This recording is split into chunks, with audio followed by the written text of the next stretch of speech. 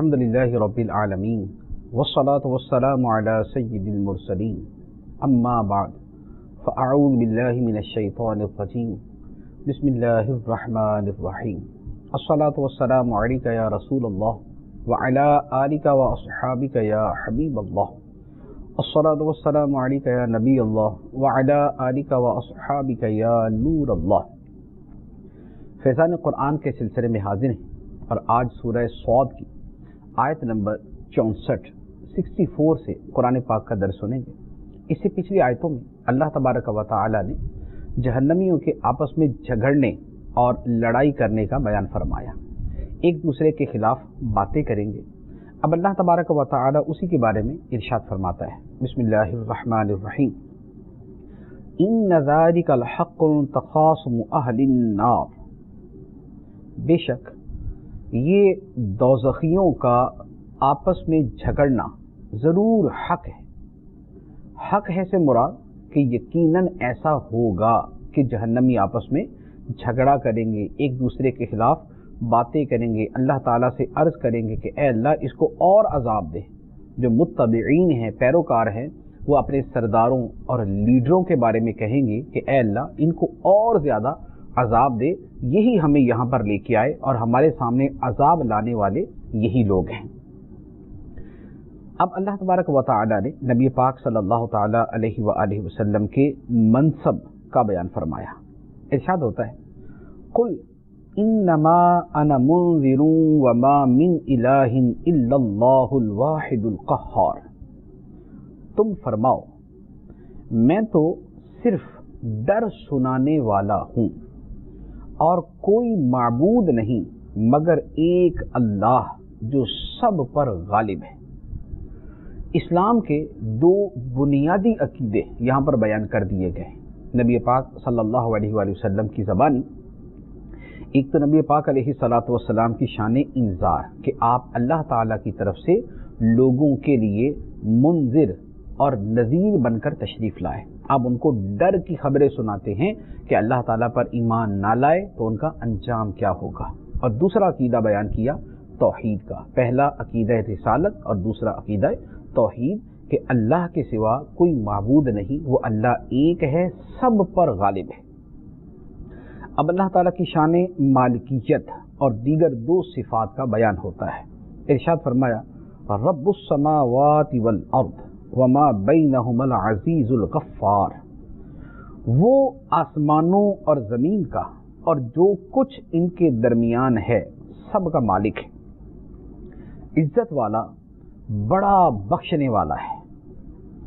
اس کے بعد فرمایا، قل هو نبأ عظیم انتم عنہ معرضون، تم فرماؤ وہ ایک عظیم خبر ہے، تم اس سے منہ پھیرے ہوئے ہو۔ وہ ایک عظیم خبر ہے، تم اس سے منہ پھیرے ہوئے ہو۔ وہ عظیم خبر ہے سے کیا مراد ہے، اس کے بارے میں دو قول ہیں۔ ایک تو یہ ہے کہ اس سے مراد قرآن ہے، تو گویا فرمایا کہ قرآن اللہ کی طرف سے ایک عظیم خبر ہے جو اللہ تعالیٰ کی ذات و صفات کی خبر دیتی ہے، جو اولین و آخرین کی خبر دیتی ہے اور جو قیامت کی بھی خبریں دیتی ہے۔ لیکن اے کافرو، تم اس خبر سے یعنی قرآن سے منہ پھیرے ہوئے ہو۔ دوسرا معنی یہ ہے کہ یہاں پر خبر سے مراد قیامت ہے، جیسے قرآن پاک کے اندر 30ویں پارے کے شروع میں سورہ نبا کے اندر یہی الفاظ ہیں، عن النبأ العظیم، تو وہاں پر نبأ عظیم، عظیم خبر سے مراد قیامت ہے۔ تو اب اس اعتبار سے معنی ہوا کہ اے حبیب تم فرما دو کہ وہ قیامت ایک بہت بڑی خبر ہے، ایک بڑی عظمت والی خبر ہے، ایک عظیم خبر ہے، لیکن اے لوگو تم اس سے منہ پھیرے ہوئے ہو، تم غفلت میں پڑے ہوئے ہو، تمہیں اندازہ ہی نہیں کہ قیامت ہے کیا۔ اب اس کے بعد ایک اور بہت خوبصورت کلام ہے نبی پاک صلی اللہ تعالی علیہ وآلہ وسلم کی رسالت اور نبوت کے اس بات پر اللہ تعالیٰ نے ایک دلیل بیان فرمائی۔ نبی پاک علیہ الصلوۃ والسلام کی زبان ہی سے وہ ارشاد فرمایا جا رہا ہے۔ ارشاد ہوتا ہے، ما کان لی من علم بالملأ الاعلی اذ یختصمون ان یوحى الی इल्ला अन्नमा अना नज़ीरुम मुबीन। मुझे नबी पाक अलैहिस्सलाम से फरमाया गया कि आप कहें मुझे आलमे बाला की कोई खबर नहीं थी जब वो फरिश्ते बहस कर रहे थे।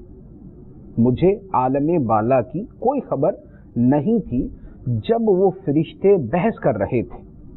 मुझे तो यही वही होती है कि मैं तो खुला डर सुनाने वाला ही हूँ। ये आयत मुबारका नबी पाक अलैहिस्सलातु वस्सलाम की रिसालत की दलील है। वो कैसे? वो यूं कि आलम बाला ये आलम असफल है जिसमें हम रहते हैं, जो हमारी दुनिया है ये आलम असफल है, यानी नीचे वाली दुनिया है। आलम बाला फरिश्तों की दुनिया है जो आसमानों से ऊपर है। नबी पाक सल्लल्लाहु ताला अलैहि वसल्लम ने फरमाया कि फरिश्ते जब झगड़ा कर रहे थे तो मुझे आलम बाला की उस बहस की कोई खबर नहीं थी। जब वो झगड़ा कर रहे थे मुझे उसकी कोई खबर नहीं थी, लेकिन इसके बावजूद मैं तुम्हें बता रहा हूं कि आलम बाला में जब फरिश्ते बहस कर रहे थे तो क्या बहस कर रहे थे। मतलब क्या? मतलब ये कि देखिए हम आम इंसान हैं, हमें नहीं पता कि फरिश्ते आसमानों पर आपस में क्या बातें कर रहे हैं, आपस में क्या बहस कर रहे हैं। क्यों? इसलिए कि फरिश्ते आपस में क्या कलाम कर रहे हैं इसका पता तो अल्लाह ताला की वही से चलेगा, या अल्लाह ताला फरिश्तों को इजाज़त देगा कि फलां को जाके बता दो हम आपस में ये कलाम कर रहे हैं। तो आलम बाला की जो खबरें हैं वो तो अल्लाह ताला की वही से पता चलेगी। अब जिस बंदे पर वही नहीं उसे आलम बाला की खबर भी नहीं, और जिसे आलम बाला की खबर है कि वहाँ क्या हो रहा है, फरिश्ते क्या कलाम कर रहे हैं, इसका मतलब ये हुआ कि अल्लाह ताला उसे बता रहा है, और अल्लाह ताला का बताना उसे वही की सूरत में है, और वही सिर्फ अल्लाह के नबी पे आती है। तो गोया नबी पाक सल्लल्लाहु ताला अलैहि वसल्लम ने जो फरमाया उस दलील का खुलासा ये बनेगा कि आलम बाला में फरिश्ते आपस में कलाम करते हैं, मुख्तलिफ उमूर पर आपस में बहस करते हैं, और उसकी आम इंसानों को खबर नहीं हो सकती। क्यों? इसलिए कि उस कलाम और उस बहस की खबर तो वही के जरिए होगी और आम इंसानों पे वही नहीं आती, और जिसको उसकी खबर है इसका मतलब है कि उस पर वही आती है। और मैं तुम्हें बताता हूँ कि आलम बाला में फरिश्ते आपस में क्या बहस कर रहे थे, जब मैं तुम्हें बता रहा हूँ कि फरिश्ते आपस में किस बात में झगड़ा कर रहे थे, तो ये इस बात की दलील है कि मुझे खुदा बताता है, और मुझे खुदा बताता है ये इस बात की दलील है कि मैं उसका नबी हूँ। तो ये नबी पाक अलैहिस्सलाम की नबूवत की दलील है। बाद लोगों ने इससे उल्टा ही मतलब ले लिया कि नबी पाक सल्लल्लाहु ताला अलैहि वसल्लम फरमा रहे कि आलम बाला की मुझे कोई खबर नहीं। हालांकि ये बात अल्लाह ताला नबी पाक अलैहिस्सलाम की नबूवत की दलील पे बयान कर रहा है। तो अब अगर खबर ना होना, आलम बाला की खबर ना होना ये नबूवत की दलील है, तो वो तो मुझे भी पता नहीं, वो तो आपको भी पता नहीं, वो तो किसी को भी पता नहीं, तो फिर तो सारे नबी हो गए माअज़ल्लाह। हालांकि बिल्कुल बातिल है, गलत है। यहाँ तो ये कहा जा रहा है कि आलम बाला की मुझे खबर न थी जब फरिश्ते आपस में बहस कर रहे थे। मुझे पता क्यों चला? इसलिए कि अल्लाह ताला मेरी तरफ वही नाज़िल फरमाता है, और तब मैं तुम्हें बता रहा हूँ कि फरिश्ते आपस में क्या बहस कर रहे थे। अब फरिश्ते आपस में क्या बहस कर रहे थे इसके बारे में दो कौल हैं। एक तो ये है कि इससे मुराद है जब अल्लाह ताला ने हज़रत आदम अलैहिस्सलातु वस्सलाम को तख्लीक किया, पैदा किया, उस वक्त जो फरिश्तों ने आपस में और अल्लाह ताला से कलाम किया, यहाँ पर वो मुराद है। और इसकी दलील ये है, यानी ये माना मुराद है, इसकी दलील ये है कि अगली आयत हज़रत आदम अलैहिस्सलाम की उसी वाक़या के बारे में आ रही। चुनांचे अभी ये जो इससे अगली आयत और उससे अगली आयत से हज़रत आदम अलैहिस्सलाम की तख्लीक का वाक़या शुरू, तो वो वाक़या था जिसके मुताबिक फरिश्ते कलाम कर रहे थे, यख्तसिमून, आपस में बहस कर रहे थे। तो नबी पाक अलैहिस्सलातु वस्सलाम ने कुरान की रोशनी में वो वाक़या बयान कर दिया। तो एक तो यह इज़ यख्तसिमून से मुराद फरिश्तों का आदम अलैहिस्सलातु वस्सलाम के हवाले से जो कलाम था वो मुराद है। दूसरा ये है कि फरिश्तों की आपस में बहस थी कफ़ारों के बारे में कि गुनाहों का कफ़ारा क्या है, गुनाहों का कफ़ारा क्या है। नबी पाक अलैहिस्सलातु वस्सलाम ने उसकी भी खबर दी कि फरिश्ते आपस में कफ़ारे के बारे में जो बहस कर रहे थे वो थी क्या। चुनांचे यहाँ पर जो दूसरा कलाम में कफ़ारों की बहस, उसके एतबार से हदीस मुबारक में अर्ज़ करता हूँ। ये हदीस मुबारक तिरमिज़ी शरीफ की है। نبی پاک صلی اللہ علیہ وسلم نے ارشاد فرمایا، حضرت عبداللہ ابن عباس رضی اللہ تعالی عنہما سے مروی ہے اور ترمذی شریف کی حدیث مبارک ہے، ارشاد فرمایا نبی پاک علیہ الصلوۃ والسلام نے کہ میں نے اپنے رب کو بہترین حال میں دیکھا، میں نے بہترین حال میں اپنے رب کا دیدار کیا۔ حضرت عبداللہ ابن عباس فرماتے ہیں کہ میرے خیال میں یہ واقعہ خواب کا ہے، یعنی خواب میں نبی پاک علیہ الصلوۃ والسلام نے اللہ تعالیٰ کا دیدار کیا، کیونکہ یہ معراج کے علاوہ واقعہ ہے۔ معراج میں تو نبی پاک علیہ السلام نے سر کی آنکھوں سے اللہ تعالیٰ کا جاگتے ہوئے دیدار کیا تھا، یہاں اس کے علاوہ واقعہ ہے کہ نبی پاک علیہ الصلوۃ والسلام نے خواب میں اللہ تعالیٰ کا دیدار کیا۔ آقا کریم صلی اللہ علیہ وسلم فرماتے ہیں کہ اللہ تعالیٰ نے ارشاد فرمایا، اے محمد صلی اللہ علیہ وسلم، عالم بالا کے فرشتے کس بات میں بحث کر رہے ہیں؟ اللہ تعالیٰ نے یہ سوال کیا۔ نبی پاک علیہ الصلوۃ والسلام نے فرمایا کہ میں نے عرض کی کہ یا اللہ تو ہی جانتا ہے کہ فرشتے کس بات میں بحث کر رہے ہیں۔ اب سرکار فرماتے ہیں کہ پھر اللہ تعالیٰ نے اپنا دست رحمت میرے دونوں کندھوں کے درمیان رکھا، اپنی شان کے لائق۔ اللہ تعالیٰ نے اپنا دست رحمت یا دست کرم یا دست قدرت یا جو اس کی شان کے لائق تھا اس نے میرے دونوں شانوں کے کندھوں کے درمیان رکھا، اور میں نے اس کے فیض کا اثر اپنے سینے کے اندر محسوس کیا، اس کی ٹھنڈک میں نے اپنے دل کے اندر محسوس کی، تو آسمان و زمین کی تمام چیزیں میرے علم میں آ گئیں۔ پھر اللہ تعالیٰ نے فرمایا، اے محمد کیا تم جانتے ہو کہ عالم بالا کے فرشتے کس چیز کے بارے میں بحث کر رہے ہیں؟ تو میں نے عرض کی کہ ہاں اے میرے رب میں جانتا ہوں، ہاں اے میرے رب میں جانتا۔ پہلے نہیں جانتے تھے، اللہ تعالیٰ نے دست قدرت رکھا، نبی پاک علیہ السلام کا سینہ مبارک روشن ہو گیا، سب کچھ جان لیا۔ اب جب پوچھا تو سرکار علیہ الصلوۃ والسلام نے عرض کیا کہ ہاں اے میرے رب میں جانتا ہوں۔ وہ کفارات کے بارے میں بحث کر رہے ہیں، اور کفارات یہ ہیں، یعنی گناہوں کے کفارے یہ ہیں، نمازوں کے بعد مسجد میں ٹھہرنا، پیدل جماعت کے لیے جانا، جس وقت سردی وغیرہ کے باعث پانی کا استعمال ناگوار ہو، ناپسند ہو، اس وقت اچھی طرح وضو کرنا۔ جس نے یہ کیا اس کی زندگی بھی بہتر، موت بھی بہتر، اور وہ گناہوں سے ایسا پاک صاف نکلے گا جیسا اپنی ولادت کے دن تھا۔ پھر اللہ تعالیٰ نے فرمایا کہ اے محمد صلی اللہ علیہ وسلم، نماز کے بعد یہ دعا کیا کرو۔ کون سی دعا؟ اللہم انی اسألک فعل الخیرات وترک المنکرات وحب المساکین واذا اردت بعبادک فتنۃ فاقبضنی الیک غیر مفتون۔ ترمذی شریف کی جو میرے پاس اس کا نسخہ ہے اس کی حدیث نمبر 3157 ہے۔ اچھا، اس کے بعد پھر ترمذی ہی کی ایک روایت چھوڑ کے اگلی روایت ہے 3159، اس میں جو الفاظ ہیں اس میں ہے فتجلی لی کل شیء وعرفت، تو ہر شے میرے لیے روشن ہو گئی اور میں نے پہچان لی، میں نے ہر شے کو پہچان لیا۔ یہ جو حدیث مبارک ہے، اس حدیث مبارک میں بڑی خوبصورت باتیں ہیں، گناہوں کے کفارے، نمازوں کے بعد مسجد میں ٹھہر جانا، جیسے بعض لوگوں کو اللہ تعالیٰ یہ توفیق عطا فرماتا ہے، سعادت مندی ہے، نمازوں کے بعد ٹھہر جاتے ہیں، مسجد میں بیٹھے رہتے ہیں، یہ گناہوں کا کفارہ، اگلی نماز تک بیٹھے رہتے ہیں، گناہوں کا کفارہ۔ پیدل جماعت کے لیے جاتے ہیں، جماعت میں شرکت کے لیے جاتے ہیں، گناہوں کا کفارہ۔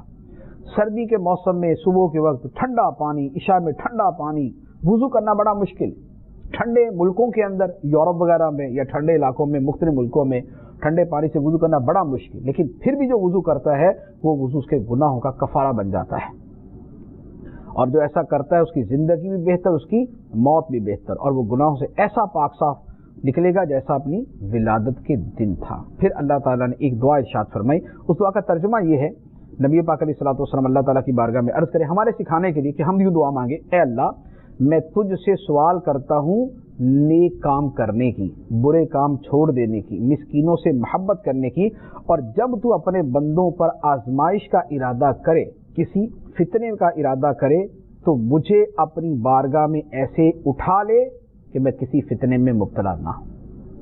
اور یہ حدیث مبارک یہ بھی بتاتی ہے کہ نبی پاک علیہ الصلوۃ والسلام کو اللہ تعالیٰ نے ہر شے کا علم عطا فرمایا، ہر شے کا علم عطا فرمایا۔ صریح الفاظ میں نے حدیث مبارک عرض کر دیے کہ فرمایا کہ جو کچھ آسمان و زمین میں ہے میں نے سب جان لیا، اور دوسرے الفاظ میں ہے کہ ہر شے میرے لیے روشن ہو گئی اور میں نے انہیں پہچان لیا۔ تو یہ آیت مبارکہ تھی نبی پاک علیہ الصلوۃ والسلام کی رسالت کی دلیل۔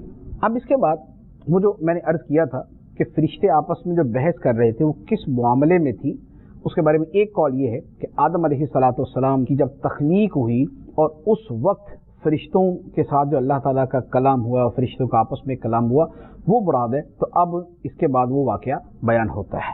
اچھا، اس واقعے کے بیان کے اندر ایک اور حکمت بھی ہے یہاں پر۔ آدم علیہ الصلوۃ والسلام کا واقعہ قرآن پاک میں 7 صورتوں میں آیا، 7 صورتوں میں اللہ تعالیٰ نے اس واقعہ کو بیان کیا، کہیں زیادہ ڈیٹیل کے ساتھ، کہیں کچھ اختصار کے ساتھ، کہیں اس واقعے کا ایک حصہ بیان کیا، کہیں اس کا دوسرا حصہ بیان کیا۔ قرآن پاک میں یہ جو آدم علیہ الصلوۃ والسلام کے واقعہ کا تکرار ہے، اس کی حکمتیں ہیں۔ مختلف مقامات پر اس کے بیان کا مقصد مختلف ہے۔ جیسے سورہ بقرہ ہے، سورہ بقرہ کے اندر سب سے پہلے یہ واقعہ بیان ہوا، وہاں کس سیاق و سباق میں ہے؟ وہاں اللہ تعالیٰ نے تخلیق انسانیت کا بیان کیا کہ اللہ تعالیٰ نے زمین پیدا کی، زمین کی اشیاء تمہارے لیے پیدا کی، دنیا میں انسانوں کی جو ہے وہ آبادی کیسے شروع ہوئی، تو وہ اللہ تبارک و تعالیٰ نے بیان فرمائی۔ تو وہاں پر اس کے پیچھے حکمت اور ہے۔ پھر آدم علیہ الصلوۃ والسلام کی تخلیق، پیدائش ہمارے لیے اللہ تعالیٰ کا احسان ہے کہ ان کی تخلیق ہے تو ہم آگے چل رہے ہیں۔ اور پھر یہ ہے کہ وہاں پر فرشتوں کا اللہ تعالیٰ سے جو کلام کرنا تھا، منصب انسانیت کیا ہے، اللہ تعالیٰ نے انسان کو کس منصب پر فائز کیا، دنیا کے اندر اسے کس مقصد کے لیے بھیجا، وہاں پر اس کا بیان۔ یہاں پر یہ جو بیان ہے اس کی ایک وجہ یہ ہے کہ اہل مکہ نبی پاک علیہ الصلوۃ والسلام کی نبوت کے منکر تھے، اور اس کی 2 وجہ تھی، متعدد وجوہات میں سے 2 بڑی وجہ یہ تھی۔ ایک تو انہیں نبی پاک علیہ الصلوۃ والسلام پہ حسد تھا۔ حسد یہ تھا کہ ان کو نبوت کیوں ملی، ان کو نبوت کیوں ملی، ہمیں کیوں نہیں ملی؟ تو نبی پاک علیہ الصلوۃ والسلام کی نبوت پر انہیں حسد تھا۔ دوسرا، جیسے بعض اس طرح کی روایات موجود بھی ہیں کہ ابو جہل نے نبی پاک علیہ الصلوۃ والسلام کی نبوت کا اس لیے انکار کیا کہ پہلے بھی ساری فضیلتیں انہی کے خاندان کے اندر ہیں، کہ خانہ کعبہ کی تولیت، آب زمزم کی فراہمی اور حج کے انتظامات وہ پہلے ان کے خاندان کے اندر ہیں، اب نبوت بھی اگر انہی کو مل گئی تو ہمارے حصے میں کیا آیا؟ یہ ابو جہل کے الفاظ ہیں۔ تو ایک ان کی وجہ حسد تھی، اور دوسری ان کی وجہ تکبر تھی کہ وہ یہ کہتے تھے کہ محمد صلی اللہ علیہ وسلم کے اندر ایسی کیا خوبی ہے، نہ ان کے پاس اتنا پیسہ ہے، نہ یہ ہم سے زیادہ مالدار ہیں، نہ یہ کسی قبیلے کے سردار ہیں، تو جب نہ ان کے پاس اتنا پیسہ ہے، نہ ان کے پاس سرداری ہے، تو یہ نبی کیسے ہو گئے؟ یعنی یہ معاذ اللہ نبی پاک علیہ الصلوۃ والسلام کی تحقیر تھی، اور حقیر سمجھنا یہ تکبر۔ تو کفار مکہ کے انکار نبوت کی بنیادی وجوہات میں ایک حسد تھا، دوسرا تکبر۔ اللہ تعالیٰ نے حضرت آدم علیہ السلام اور مد مقابل ابلیس کا جو واقعہ بیان کیا، اس کے پیچھے یہی مقصد بتانا تھا کہ حسد اور تکبر کتنی بری چیزیں ہیں۔ اس کے لیے شیطان کا انجام دیکھ لو کہ شیطان نے آدم علیہ الصلوۃ والسلام کو جو نہیں تسلیم کیا، اس کی وجہ کیا تھی؟ ایک حسد، دوسرا تکبر۔ اس نے حسد کیا کہ ان کو اتنی بڑی فضیلت دے دی گئی، مجھے نہیں دی گئی، یہ اس کا حسد تھا۔ حضرت آدم علیہ الصلوۃ والسلام کے منصب پر اسے حسد ہوا کہ ان کو سجدہ کرنے کا حکم دے دیا گیا، ان کا اتنا مرتبہ بڑھا دیا گیا، ان کی اتنی شان بلند کر دی گئی، میں کب سے عبادتوں میں لگا ہوا، میں کب سے پتہ نہیں کیا کیا کر رہا ہوں، اور مقام و مرتبہ آدم علیہ الصلوۃ والسلام کو دے دیا گیا، تو یہ حسد ہوا۔ اور دوسرا اس کا تکبر تھا کہ اس نے واضح الفاظ کے اندر کہا کہ آدم علیہ السلام کو مٹی سے بنایا گیا، مجھے آگ سے بنایا گیا، تو میں اس کو کیسے سجدہ کروں؟ انا خیر منہ، میں اس سے بہتر ہوں۔ یہ شیطان کے باقاعدہ الفاظ سے، انا خیر منہ، میں اس سے بہتر ہوں۔ اے اللہ، خلقتنی من نار و خلقتہ من طین، مجھے تو نے آگ سے پیدا کیا، اسے تو نے مٹی سے پیدا کیا، میں اس سے بہتر ہوں، میں اس کو کیوں سجدہ کروں؟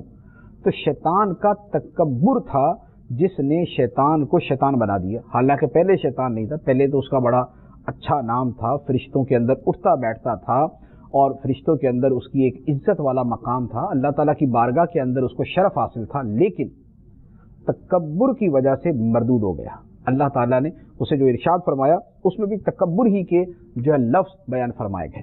तो शैतान हसद और तकब्बुर की वजह से मरदूद हो गया।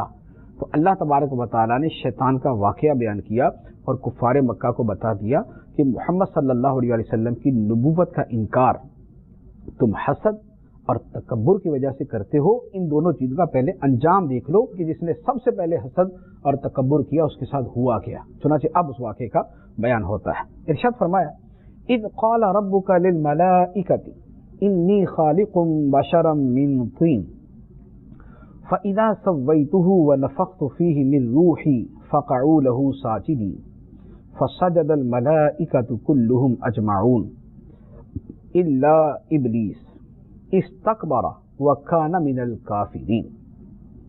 इरशाद फरमाया, याद करो जब तुम्हारे रब ने फरिश्तों से फरमाया कि मैं मिट्टी से एक इंसान बनाने वाला हूँ, फिर जब मैं उसे ठीक बना लूँ और उसमें अपनी ख़ास रूह फूंकूँ तो तुम उसके लिए सजदे में गिर जाना। तो तमाम फरिश्तों ने इकट्ठे सजदा किया सिवाय इब्लीस के। इब्लीस ने तकब्बुर किया और वो काफिरों में से हो गया। ये वो वाक़या है जो शैतान के तकब्बुर को बयान करता है कि अल्लाह ताला ने फरिश्तों से फरमाया कि मैं मिट्टी से इंसान बनाने वाला हूँ, जब मैं उसे ठीक बना लूँगा यानी उसका मुजस्समा और उसका पुतला तैयार कर लूँगा और उसमें अपनी तरफ से ख़ास रूह फूंकूँगा तो तुम उसके लिए सजदे में गिर जाना। फरिश्ते ने सब ने मान लिया। इब्लीस जो है बेसिकली तो फरिश्ता नहीं था, जिन्नात में से है, आग से बना हुआ, लेकिन इसका इनकार करना, फिर इसका मरदूद होना, अल्लाह ताला का इससे पूछगछ करना कि तूने क्यों नहीं सजदा किया, ये इस बात की दलील है कि इसे भी हुक्म था सजदा करने का। फरिश्तों के साथ इब्लीस को भी सजदा करने का हुक्म था कि तुमने भी आदम अलैहिस्सलाम को सजदा करना है। तो सब फरिश्तों ने इकट्ठे सजदा किया सिवाय इब्लीस के।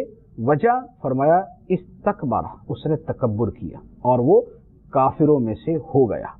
क्या कहा उसने? अल्लाह ताला फरमाता है, क़ाल अना खैरुम मिन्हु खलक़तनी मिन नारिन व खलक़तहु मिन तीन। इब्लीस ने कहा मैं आदम से बेहतर हूँ, ए अल्लाह तूने मुझे आग से बनाया और आदम को मिट्टी से पैदा किया, लिहाजा मैं ऐसे बेहतर। यानी शैतान ने क़ियास किया नस के मुकाबले में, खुदा के हुक्म के मुकाबले में अपनी अक्ल दौड़ाई।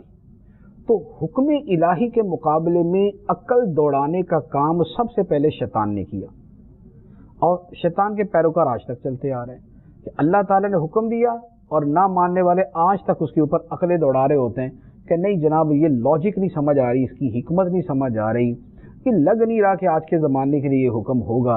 अल्लाह ताला ने सूद को हराम किया, अल्लाह ताला ने बेपर्दगी को सख्त ममनू करार दिया, अल्लाह ताला ने बदकारी को हराम करार दिया।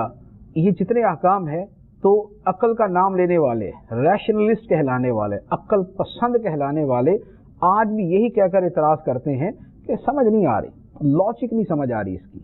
तो ये जो अल्लाह ताला के हुक्म के मुकाबले में अक्ल इस्तेमाल करना है ये बातिल है और ये शैतान का काम है और उसी ने अपने पैरोकार के अंदर ये चीज़ चलाई।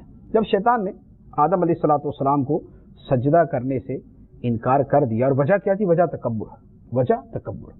तो इसमें थोड़ा सा हमें इस एतबार से भी गौर करना चाहिए कि तकब्बुर किस कदर बुरा बातिनी अमल है। हम अपने दिलों के ऊपर भी गौर करें, अपनी ज़ात पर भी गौर करें कि हमारे अंदर भी कहीं तकब्बुर की कोई सूरत तो नहीं पाई जाती। तकब्बुर किसे कहते हैं? तकब्बुर कहते हैं किसी को हकीर समझने को और हक का इनकार करने को। बतरुल हक व गमतुन नास, लोगों को हकीर समझना, हक का इनकार करना। एक सही बात हमें समझाई जा रही है और हम बोले हम नहीं मानते भाई, ये तकब्बुर है। इसी तरह किसी आदमी को हकीर समझना, यार इसकी औकात ही क्या है, 2 टके का आदमी है ये, ना इसके पास पैसा है, ना इसकी शक्ल सूरत है, ये तो मुझसे बात करने के भी काबिल नहीं है। तो ये किसी को हकीर समझना माल की वजह से, नस्ब की वजह से, ये ज़ात, इसकी ज़ात तो फलां है। जैसे ज़ात पात के अंदर हमारे यहाँ एक तकब्बुर किया जाता है, मेरी ज़ात फलां है, मैं फलां कौम से ताल्लुक़ रखता हूँ, ये तो घटिया कौम से ताल्लुक़ रखता है, ये गरीब आदमी है। تو کسی کی غربت کی وجہ سے حقیر سمجھنا، کسی کے نسب اور برادری اور قوم کی وجہ سے حقیر سمجھنا، کسی بھی وجہ سے کسی کو حقیر سمجھنا جو ہے یہ تکبر میں آتا ہے. جو اس طرح کے دنیاوی اسباب ہے، کفر کی وجہ سے کوئی حقیر ہے تو وہ واقعتاً حقیر ہے، اس میں تو شک ہی کوئی نہیں. اب شیطان نے تکبر کیا تو اللہ تبارک و تعالیٰ نے پھر اس کے ساتھ کیا معاملہ کیا. ارشاد ہوتا ہے قال فاخرج منها فإنك رجيم وإن عليك لعنتي إلى يوم الدين. اللہ نے فرمایا تو جنت سے نکل جا کہ بے شک تو دھتکارا ہوا ہے اور بے شک قیامت تک تجھ پر میری لعنت ہے. یہ ہوا تکبر کرنے پر اور نبی کی تعظیم سے انکار کرنے پر، آدم علیہ السلام کو سجدہ کرنے سے انکار کرنے پر، حکم الہی کو ماننے سے انکار کرنے پر شیطان کا انجام. کہ پہلے جو معزز تھا ذلیل ہو گیا، پہلے جو مقرب تھا مردود ہو گیا، پہلے جو حاضر بارگاہ تھا نکال دیا گیا، پہلے جس پر رحمت تھی اب اس پہ لعنت ہو گئی. فرمایا کہ نکل جا جنت سے، بے شک تو دھتکارا ہوا ہے اور بے شک قیامت تک تجھ پر میری لعنت ہے. چنانچہ شیطان کو نکال دیا گیا اور شیطان اللہ تعالیٰ کی بارگاہ سے مردود ہو گیا. اب اس کے بعد شیطان نے بھی پھر اپنی طرف سے کچھ باتیں کی، اللہ تعالیٰ نے اس کا بھی بیان کیا. اب یہ جو باتیں بیان کی ہے اس سے ہمیں سمجھانا مقصود ہے کہ شیطان تمہارے پیچھے لگا ہوا ہے. اے لوگوں، اے انسانوں، شیطان تمہارے پیچھے لگا ہوا. جنات کے پیچھے بھی شیطان لگا ہوا کہ تمہارے پیچھے شیطان لگا ہوا. دیکھو اس نے اللہ تعالیٰ کی بارگاہ میں کیا عزم ظاہر کیا تھا، اس نے کیا ارادہ ظاہر کیا تھا. چنانچہ ارشاد ہوتا ہے قال ربی فانظرنی الی یوم یبعثون قال فانک من المنظرین الی یوم الوقت المعلوم. شیطان نے کہا اے میرے رب، اگر ایسا ہی ہے کہ تو نے مجھے مردود کر دیا اور مجھے لعنتی قرار دے دیا تو مجھے لوگوں کے قبروں سے اٹھائے جانے کے دن تک مہلت دے دے. اے اللہ، اگر ایسا ہی ہے کہ تو نے مجھے مردود کر دیا تو پھر مجھے لوگوں کے اٹھائے جانے کے دن تک مہلت دے دے. اللہ نے فرمایا تو بے شک تو مہلت والوں میں سے ہے. یعنی شیطان تجھے مہلت دے دی گئی. کب تک؟ معین وقت کے دن تک. شیطان نے تو کہا تھا کہ مرنے کے بعد اٹھنے کے دن تک، یعنی قیامت تک، کہ اب اس کو موت ہی نہیں آئے گی، کیونکہ جب قیامت میں اٹھ گئے اب تو موت آنے نہیں کسی کو. تو شیطان نے کہا کہ مجھے تب تک کی مہلت. اللہ تعالیٰ نے فرمایا تب تک کی نہیں، جب قیامت قائم کرنی ہے، یعنی نفخہ اولا ہوگا، پہلی مرتبہ جب سور پھونکا جائے گا اور لوگ فنا ہو جائیں گے، تب تک، اس دن تک تجھے مہلت ہے. تو یہ شیطان نے مہلت مانگی اور اللہ تعالیٰ نے اسے مہلت دے دی. اب اس کے بعد شیطان نے کہا قال فبعزتک لأغوینہم اجمعین الا عبادک منہم المخلصین. شیطان نے کہا تیری عزت کی قسم، ضرور میں ان سب کو گمراہ کر دوں گا، اولاد آدم کو میں سب کو گمراہ کر دوں گا، مگر جو ان میں تیرے چنے ہوئے بندے ہوں گے وہ بچے رہیں گے. تو شیطان نے اپنے عزم کا پہلے دن اظہار کر دیا کہ میں اے اللہ تیری مخلوق کو گمراہ کروں گا.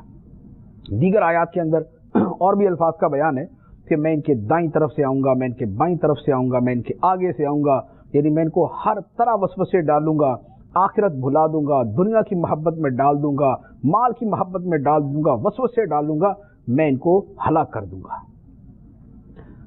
لیکن شیطان نے خود ہی کہہ دیا البتہ اے اللہ ان میں جو تیرے چنے ہوئے بندے ہیں ان پر میرا داؤ نہیں چلے گا. اور اللہ تعالیٰ کے نبیوں پر شیطان کا داؤ نہیں چلتا. اور اسی طرح یعنی شیطان سے گناہ نہیں کروا سکتا، کسی اور عام خطا کا ارتکاب کروا دے تو اس کی کچھ صورتیں ہیں، جیسے آدم علیہ السلام سے خطا ہوئی اور شیطان کے وسوسہ اندازی کی وجہ سے ہوئی، لیکن گناہ نہیں کروا سکتا. اسی طرح صالحین میں سے بہت سے ایسے ہیں کہ جن پر شیطان کا داؤ نہیں چلتا. اللہ تبارک و تعالیٰ نے شیطان کی اس بات کے جواب میں، جو شیطان نے کہا نا کہ اللہ تیری میں ساری مخلوق کو گمراہ کر دوں گا سوائے تیرے چنے ہوئے بندوں کے، تو اللہ تعالیٰ نے فرمایا قال فالحق والحق اقول لأملأن جہنم منک وَمِمَّن تَبِعَكَ مِنْهُمْ أَجْمَعِينَ، اللہ نے فرمایا تو حق میری ہی طرف سے ہوتا ہے اور میں حق ہی فرماتا ہوں، بے شک میں ضرور تجھ سے، اے شیطان بے شک میں ضرور تجھ سے اور تیری پیروی کرنے والوں سے سب سے جہنم بھر دوں گا۔ جو شیطان ہے وہ بھی جہنم میں اور جو اس کی پیروی کرنے والے ہیں وہ بھی جہنم میں۔ اب نبی پاک صلی اللہ تعالی علیہ وآلہ وسلم کو ایک حکم دیا گیا اور آپ کا بے غرض ہو کر، یعنی بغیر ذاتی دنیاوی منفعت اور مقصد اور غرض کے اللہ تعالیٰ کے پیغام پھیلانے کے بارے میں اللہ تعالیٰ ارشاد فرماتا ہے، ارشاد فرمایا قل ما اسألکم علیہ من اجر وما انا من المتکلفین، اے حبیب تم فرماؤ میں اس قرآن پر اے لوگو تم سے کوئی اجرت نہیں مانگتا اور میں جھوٹ گھڑنے والوں میں سے نہیں ہوں، ان ہوا الا ذکر للعالمین، یہ قرآن تو سارے جہان والوں کے لیے نصیحت ہے، وَلَتَعْلَمُنَّ نَبَأَهُ بَعْدَ حِينٍ، اور ضرور ایک وقت کے بعد تم اس کی خبر جان لو گے۔ یہاں پر چار باتیں ارشاد ہوئی۔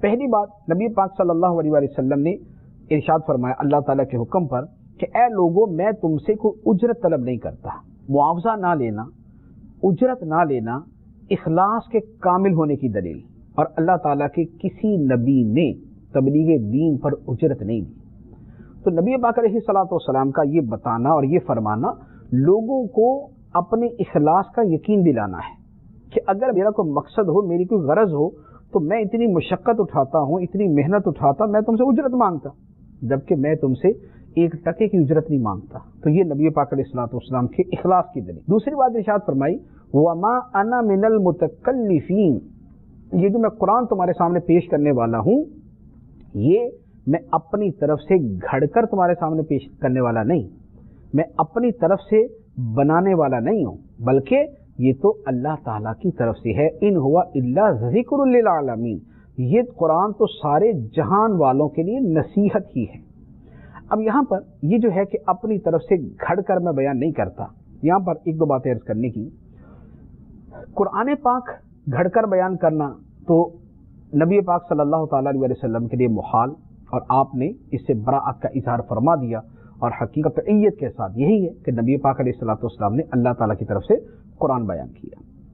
اللہ تعالیٰ کی طرف کوئی شے گھڑ کر منسوب کرنے میں کچھ اور صورتیں بھی داخل ہیں، جیسے اگر کوئی شخص اپنی طرف سے بغیر علم کے کسی شے کو حلال کہے یا کسی شے کو حرام کہے، اب اگر وہ حلال کو حرام کہتا ہے یا حرام کو حلال کہتا ہے تو یہ بھی اپنی طرف سے گھڑ کر، جھوٹ گھڑ کر اللہ تعالیٰ کی طرف منسوب کرتا ہے کہ جس شے کو اللہ تعالیٰ نے حرام نہیں کہا یہ اسے حرام کر رہا ہے، اور جسے اللہ تعالیٰ نے حلال نہیں کیا اسے یہ حلال قرار دے رہا ہے۔ تو یہ معاملہ جو ہے یہ بھی بڑا سخت ہے۔ اب بہت سے لوگ ایسے ہیں کہ اللہ تعالیٰ نے جن چیزوں کو حلال کیا ان کے اوپر بلا وجہ ان کو حرام حرام کہتے رہتے ہیں۔ جیسے مثال کے طور پہ بہت سے ایسی عبادت کی صورتیں ہیں، جیسے نبی پاک علیہ الصلوۃ والسلام کا میلاد مبارک منایا جاتا ہے، ایصال ثواب کے لیے کھانے کا اہتمام کیا جاتا ہے۔ اب ایصال ثواب کے لیے جو کھانے کا اہتمام ہے اللہ تعالیٰ نے کہیں حرام نہیں قرار دیا۔ اب جسے اللہ تعالیٰ نے حرام قرار نہیں دیا اور حلال رکھا ہے اسے کہنا نہیں یہ جو حرام ہے، تو یہ اللہ تعالیٰ کے حلال کردہ کو حرام کہنے کی صورت ہے۔ اسی طرح تکلف کے اندر یعنی خود گھڑ کر بیان کرنے میں یہ صورت بھی داخل ہے کہ جو مسئلہ معلوم نہیں وہ اپنی طرف سے بیان کر دیا جائے، اور معذرت کے ساتھ اس میں علماء اور جہلا دونوں مبتلا ہیں۔ جاہلوں کا یہ حال ہے، آپ کو نت نئے مسائل روزانہ سننے کو ملتے رہیں گے کہ کسی جگہ بیٹھے ہوئے، اب خواہ وہ دوستوں کی نشست ہے یا وہ ٹرین میں سفر کر رہے ہیں یا وہ ریلوے اسٹیشن پر بیٹھے ہوئے یا وہ ایسے کسی جگہ کھڑے ہو گئے، اب بیٹھے بٹھائے ایک نے بولنا شروع کر دیا، اور نہیں جی میں تو شریعت کو یوں سمجھتا ہوں، نہیں یہ تو جائز ہے اپنی طرف سے، یعنی ایک شے کا پتہ ہی نہیں ہے اور اسے اپنی طرف سے حلال حرام قرار دینا شروع کر دیتے۔ تو اپنی طرف سے بغیر علم کے کسی شے کو حلال یا حرام کہنا بذات خود حرام، یہ بڑی سخت معاملہ ہے۔ نبی پاک صلی اللہ علیہ وسلم نے فرمایا جس نے بغیر علم کے لوگوں کو مسئلہ بیان کیا اس پہ فرشتوں کی لعنت ہے، اس پہ فرشتوں کی لعنت. تو یہ بڑا سنگین معاملہ ہوتا ہے. کبھی دوستوں کی گیدرنگ میں بیٹھے ہوئے تو اپنی طرف سے فتوے نہ دینا شروع کر دیں کہ نہیں جناب یہ حلال ہے یہ حرام ہے. علماء سے پوچھیں. مسئلہ دین ہے, دین خدا کا دین ہے, خدا کا دین خدا کے بتانے کے مطابق ہوگا. لہذا اپنی طرف سے کبھی بھی مسائل کے بیان کرنے میں جرأت نہ کریں, جسارت نہ کریں, بلکہ علماء سے پوچھیں, علماء اہل سنت سے پوچھیں اور پھر اس کو آگے بیان کریں. اچھا, اسی طرح علماء کے لیے بھی یہ حکم ہے کہ عالم کو ضروری تو نہیں کہ اس کو ہر مسئلہ معلوم ہی ہو. ہر مسئلہ تو پتہ نہیں ہوتا, بہت سارے مسائل نہیں بھی آتے. لیکن اب اگر کوئی عالم اس سے مسئلہ پوچھا گیا اور اسے نہیں آتا اور وہ اپنی طرف سے بیان کر دیتا ہے تو وہ بھی گناہ گار ہے. اس پر بھی یہ حکم ہے کہ نہیں آتا تو بول دے اللہ جانتا ہے میں نہیں جانتا, اللہ جانتا, اللہ بہتر جانتا ہے میں نہیں جانتا, اور دیکھ کر یا پھر کسی سے پوچھ کر بیان کرے. بغیر علم کے عالم کا بتانا بھی منع ہے, اس کا بتانا بھی حرام. تو یہ بڑا اہم مسئلہ ہے, اس پر توجہ دینی چاہیے. پھر نبی پاک علیہ الصلوۃ والسلام نے قرآن کا فرمایا کہ یہ سارے جہان والوں کے لیے نصیحت, کہ سارے جہان والے اسے پڑھیں, سب کو نصیحت ملے گی. لیکن دل کی آنکھیں کھلی ہونی چاہیے. دل بند ہے, تکبر عصبیت کے اندر ڈوبا ہوا ہے, تو پھر پردے جب خود ہی ڈالے ہوئے تو روشنی کہاں سے آئے گی. اور کفار مکہ کو آخر میں تنبیہ کر دی گئی کہ تم ضرور اس کی خبر کو ایک وقت کے بعد جان لو گے. قرآن جو خبریں دیتا ہے دنیا کے بارے میں کہ تم دنیا میں تمہارے ساتھ یہ ہو سکتا ہے, مرنے کے بعد یہ ہوگا, قیامت کے دن یہ ہوگا, تو تم اس کی خبریں ایک وقت کے بعد ضرور جان لو گے. تو یہ اس سورہ مبارکہ کی آخری آیت مبارکہ ہے جو نبی پاک صلی اللہ تعالیٰ علیہ وآلہ وسلم کی رسالت, قرآن کی عظمت اور قیامت کے ذکر پر مشتمل ہے. اللہ تبارک و تعالی ہمیں قرآن کا فہم عطا فرمائے, قرآن پر عمل کرنے کی توفیق عطا فرمائے. آمین بجاہ النبی الامین صلی اللہ علیہ وسلم.